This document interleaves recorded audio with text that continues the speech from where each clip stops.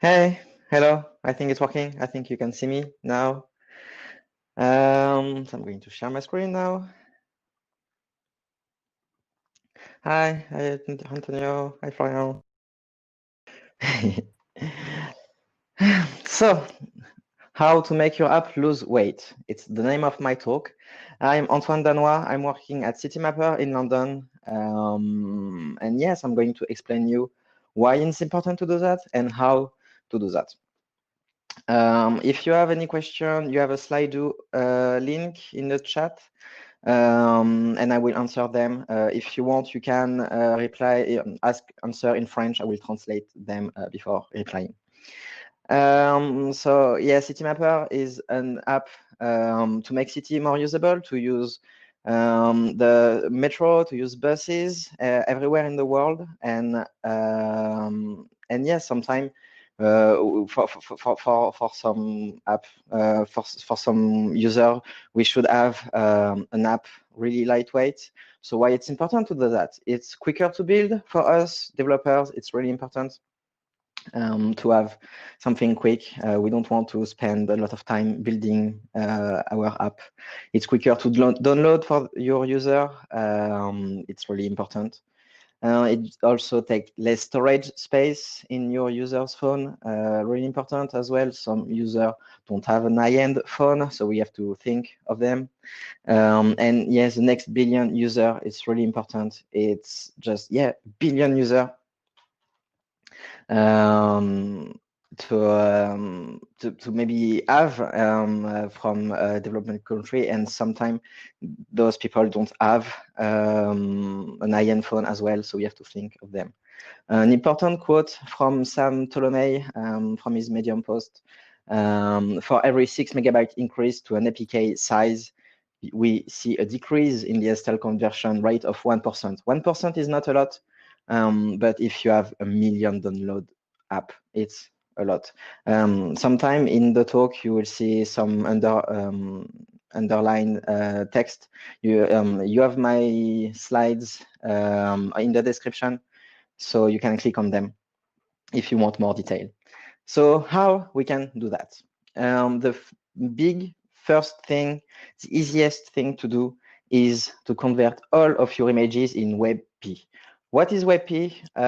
It's a new file format from Google for the images. So you have two modes of WebP. One is lossless WebP, so you don't lose any quality of your images, and your image will be around 25 and 30% smaller than a PNG.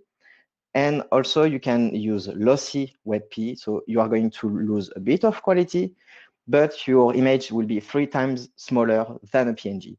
And also the transparency is working in WebP, so it's great. For example, we have this image in the Citymapper, that's the Citymapper app.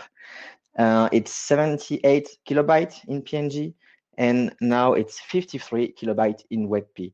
So without any compression, without any loss of quality. So it's really cool. How to convert your images to WebP? It's really easy to do that, like really, really easy. You just right click on your image on Android Studio, convert to WebP. Then you have this box, so you can select use lossless encoding if you don't want to lose any quality, or you can click lossy encoding, and you can also see a preview with this window. And for example, with the loss WebP, you see here only 20% of the original size. So imagine if you do that for all of your images, all of your resources in your app, it's great. Also, you can do that. Sometimes you can't do it. For example, with this blurry image, we also have in the app. It's an 8 kilobyte JPEG. And if I ask Android Studio to convert this image for me, it will just prompt this message that it's completely useless to convert it to WebP because it will be bigger in WebP than in JPEG. You can also use vector drawable. So it's vectorial image. So you just put your SVG, you got from your designer on Figma or anything you are using, and Android Studio will convert it to vector drawable. So this is the image we have on the right, and on the left is the XML file to draw this image in your app. So yeah, it's a lot smaller. And if you want to optimize this even better, you can use Avocado. Avocado is a terminal tool to optimize even more your vector drawable file. For example, for this icon, it just dropped the size of the file from 33%. And so now it's just approximately nothing in the app. So yeah, Avocado is also great to optimize even more. If you can, sometimes it's not possible, but if you can, don't put your images in your APK file. You can download your images from your server. Obviously, to avoid downloading each time the same image, cache them if you can. Use low resolution images when it's needed. For example, no need to download a 4K images. Sometimes just completely useless, don't do it. And it's not something to do on Android side, but you can use Thumber or an app like that. So it's to put on the backend. And when you are going to call the backend, you just call with an URL like that, and you can precise the definition of the images you want to be more precise and to just download the image you need for your need. Also, you can remove useless things. I'm sure in your app you have a lot of useless things just here in your folder. So we have to find them and then to delete them. So to find them, you can use lint. Lint. So what's lint? It's a code scanning tool. It's just going to take your source file and then the lint.xml file and then it just check everything in your app to give you a report, the correctness, the usability, the security, and some other stuff you can change or you can just remove. You can do stuff with it to optimize and improve your app globally. 2 ways to add lint check. So with the lint.xml file, you can change this. You can change the severity. You can ignore stuff because sometimes you have an error, but it's normal. You have a particular behavior in your app. You need that. So you can change it here.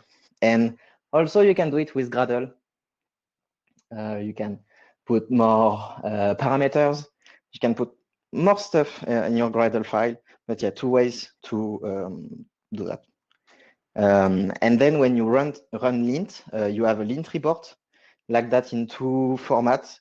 In HTML, like that. So it's an image, the image you are currently seeing, it's from the HTML.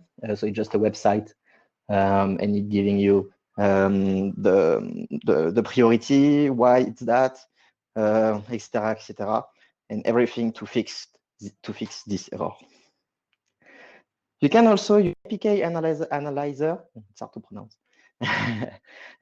It's in Android Studio. It's really easy to use. You just drag and drop your APK file, and it just gives you everything in your app with the folder. So which are the folders or the file, the biggest file to do something with it. It's really useful for the resources file. Like we can see in here, for example, obviously the biggest folder are for XX HDPI. So we can do something with it. And yeah, it's really important to do that. Just drag and drop your APK onto Android Studio, and that's it. You see that. Now I'm going to give you a few tips. At Citymapper, we have this included to our project. When for the lint error unused resources, we change the severity to error. Like that, with this lint option, abort on error, it's really simple. If we have an unused resources somewhere in the app, it's just not build at all. there is it just stopped. The CI stopped. The CI prompt an error. You forgot to remove something in the app. Please do it. This thing is completely useless. So this is cool. You can also use this plugin to report, to produce an advice report, which indicates some stuff, so like the unused the dependencies, and also if you don't declare properly some library or that kind of stuff. So yeah, it's really cool to use that. And also another tip called statistic. This one, I like this one, but it's really simple one. It just gives you the number of lines, the size of your file, etc., etc. You have to do everything by hand. But yeah, you have all the details you have. And I really like this one because yeah, you just go a bit everywhere and you can see, for example, if you still have PNG or JPEG file in your app, it's really easy to see that with this plugin. Now something I'm not really proud to say that, but sometimes you can use WebView to have an APK a bit smaller. No, but don't be ashamed to use WebView. Sometime, not every time, but sometime you can use it and it's really cool. For example, on don't be scared, Adam. Don't be scared. No worries. For example, at Citymapper, we use the WebView for that. We call that a poster. You see, it's a really complex screen, but not that complex, but we have a lot of images, we have a lot of text also to change, to do. And everything here you see is just a web view. So it's easier to do in the app because you don't have to do a lot of things. It's just a web view. And it's not bundled in your APK. So everything you see on the screen right now, even the button here, is just a web view. Like that, because for example, at Citymapper, we have a feature only available in London, and we don't want to bundle a screen like that with these images. Like it can be really heavy, so we don't want to bundle that in the APK. So we can just do that and let the people only in London can have access to the screen with a poster. So yeah, for and this poster, so it's just an HTML page for us, but it was just built with an SVG file from Sketch. So yeah, it's even easier for the designer, for the marketing team, everyone. And yeah, for us, we don't have a lot of things to manage in the app, so it's really cool. You can also do something, cut your app with App Bundle or a dynamic feature, or both if you want. App Bundle is great because yeah, in the end, when your user will download your app from the Play Store, the user's phone will only download what the user need. For example, it will only download the drawable for his device, the languages set it for the device, only the thing needed for that. So it's not going to, even the library, there is a library have several CPU architecture embedded. The Play Store will just download the thing needed to run on this device. So yeah, it's great. Activate App Bundle. It's really cool. And all of that happen completely automatically. For example, if your phone is set in French, it will download the. Hello, you can see me again? It's working? Yes? Please tell me yes. Yes! Woo! Great. Sorry. Yeah, I'm doing my talk with a 4G router because I have internet issues, and yeah, I still have issues, so I'm sorry. So yeah, we can continue. So yeah, with dynamic features, you can modularize. Well, it's really hard to pronounce this. You can modularize your app. So if you have a module, for example, you can just download the module needed for your user. For example, sorry. Yeah, I forgot. I'm sorry. Yeah, you have the slide if it's needed. So it's okay. Allez, share my screen.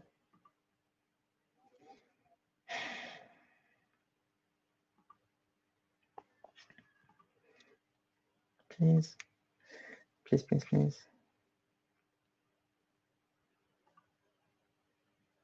Yes, you can see my screen. Cool. So yeah, dynamic feature. Yes, when you have your module, if you have module, so yeah, you can download only the thing needed for your user. For example, yeah, like I said, sometime at SteamMapper, we are not using some of the feature everywhere in the world, but only in few cities. So yes, with that, we can just download and show the thing only needed for your user. So yeah, dynamic feature is also something really cool to add in your project. It's a bit harder to do than just Android App Bundle. But yeah, if you can do it, it's really cool. And my last tips is, yes, please enable and configure R8. So yeah, for the code shrinking, resource shrinking, obfuscation, optimization, just R8 give you that kind of stuff. But yeah, you have to enable it and obviously configure it correctly. Tomorrow at 10 a.m. there is a talk about R8. I suppose the talk will be more precise about this, so I invite you to see this talk. But yes, it's really important to do that. Yes. And so to summarize, use WebP. Don't be ashamed to use WebViews. Remove useless things. Please do it.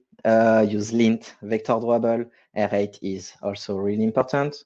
Dynamic feature, app bundle, a bit harder to do than everything else, but yeah, it's really worth it. Don't include your images if it's not needed, and also use APK Analyzer on Android Studio if you can do it. Thank you. So yeah, now if you have any question, I'm going to click here. Oh yes, I have question. Perfect. So starting from module Android version is WebP is available. So I think not from API 1, but something like API 12. So I think every Android app should can use WebP. I'm not sure about it. Maybe it's better to check. But yeah, if your main app SDK is like 17, it should work without any problem. Could you talk about profiler to optimize code? This best practice. So yeah, I'm not the best for the profiler,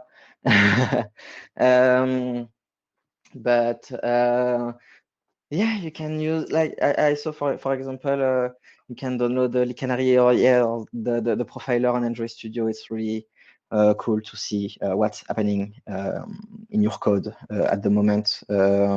So yeah, I don't have a lot of best practices for that, but yeah, you can definitely use the profiler to optimize the code. It's not going to make your app size smaller, but yeah, it's going to definitely to optimize the run of your app. In your opinion, in what stage the weight of an application has more impact at install time or after usage? Mostly for the install time and also for the install data, because yes, some people don't have any unlimited 4G or Wi-Fi. So yeah, it's also an impact. Like me at the moment, because yeah, I'm doing everything with a 4G connection, so I'm looking at that. And also, yeah, after usage, like if you have a small phone with a small storage in it, you are just going to have a problem at the moment. So yeah, it's a bit of both, mostly for installation, but also yeah, after usage. Even if you cache a lot of images, it's going to have a big impact. What's your experience with dynamic feature? Can you give us a quick retour experience? Any gotcha or anything worth sharing? So the only retour experience I have for the dynamic feature, so yeah, one of my colleagues wanted to implement that for SteamMapper, and we had an issue with a third-party library. So it was not possible for us to use this third-party library. with that because I don't know, there is something weird with an activity, or I don't really remember, but yeah. But yeah, it's definitely worth doing it. Like, yeah, for if you have, I don't know, a game inside your app, and not everybody is going to use it, or if it's a bit big, or just one country will use it, it's definitely worth it. I want to lose the control there because of web usage. It's a good question, but like, for example, in our app, it's just a page you just download once. There is no request inside the page. There is no JavaScript, just a static page. So you just download it once. You cache it if you want, and that's it. So yeah, I think it's easier. And if we reduce the app size of 6 MB, do we have an increase? It's a good question. Maybe if your app just weight 5 kilobytes, you are going to increase your download from of like 300%. Maybe, I don't know. But yeah. So I'm going to stop the share screen. Well, I can't stop the screen sharing. Yes. No. Well, I can't stop the screen sharing. Sorry, you're not going to see my pretty faces, my pretty face. Thank you for everything, everybody. And yeah, stay safe. See you around.